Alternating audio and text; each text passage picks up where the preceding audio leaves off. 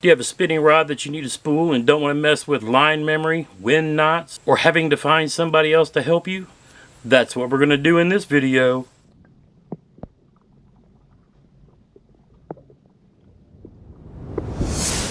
What's up everybody and welcome to the channel. If you're brand new to fishing or just looking for a refresher course, it's absolutely free to click that subscribe button and bang that little bell icon so you get notified whenever I upload a new video. Today I need to respool my spinning rod.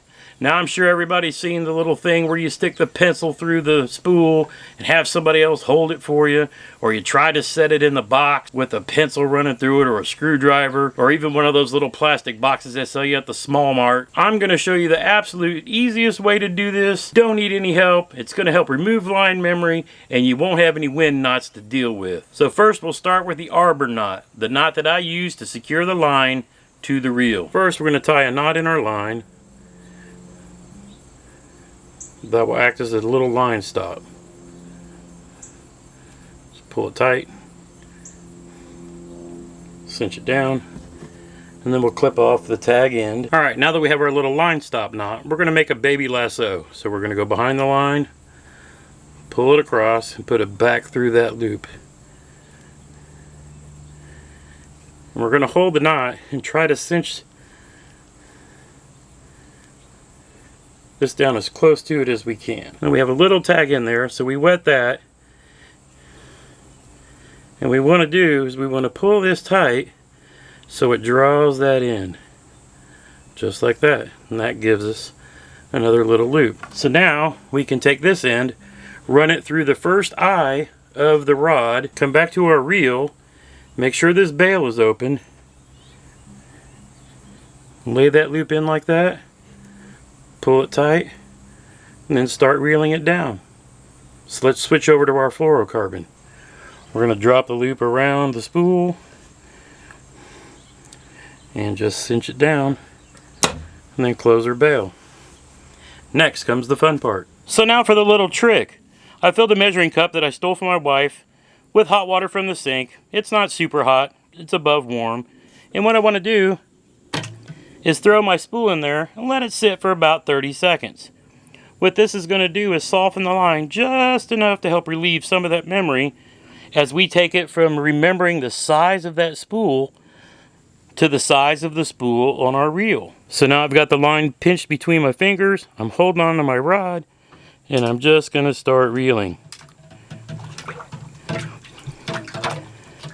So now not only do I not need help, I'm removing the line memory, and when that spool needs to flip over like it's doing now, it will. You just go with it.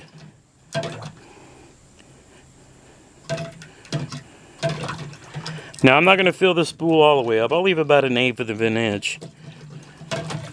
And again, about halfway through. But you notice that spool turning over? That's the line twist coming out of it. So not only are we changing the memory of the line, we're taking the twist out of the line as we go. And I don't need anybody to help me do this. Okay, so we're at a good spot. I'm going to take some of this Reel Magic, hit it on that side, hit it on the other side. The key benefit to doing this, because you might have seen other people doing this, where they line their spool and they go run it under the sink. This keeps you from running water into your gears, your brakes, and the spool itself. We want to keep water out of there. We only want real grease and real oil in there. But notice, doing it this way, I don't need anybody else to help me. Notice it just flips over when it needs to. The water offers just enough resistance to keep the line from loosening up. You don't want to overfill these spools on spinning rods, because sometimes if you cast, you'll take a lot more out with it than you really want. A lot of the times I'll fill it up about 3/4 of the way. Bait casters are a little different because that can affect your casting distance.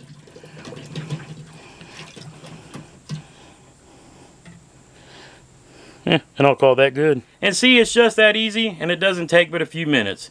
You can take the spool out, shake the water off, set it aside to dry, and head to the lake. And that's exactly what I'm going to do. Alright, now that we got the reel all spooled with fresh line, I threw a Ned rig on. Let's see if we can catch us a fish.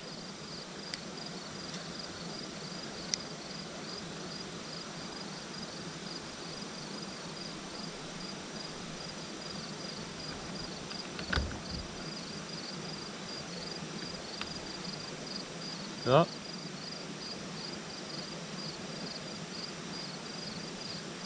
Might have been a crappie bite. I think something's swimming with it. Yep. Nope. I caught an upside down crappie. What are you doing, mister? Oh no, I actually hooked him in the mouth. You are not the fish I am looking for, but I appreciate your playing along. But you are right where you were supposed to be. Go, that might be a bass. Or a crappie, we'll see. That would be crappie number 2. You are not the fish I'm looking for. If you have any questions, just drop me a comment down below. If you like this video, be sure to hit that thumbs up button. It helps YouTube promote it to people searching for content like this. If you want to see some other fishing knots, click this video right here. When you get done with that, watch this video. YouTube thinks you'll like it. We'll see you next time.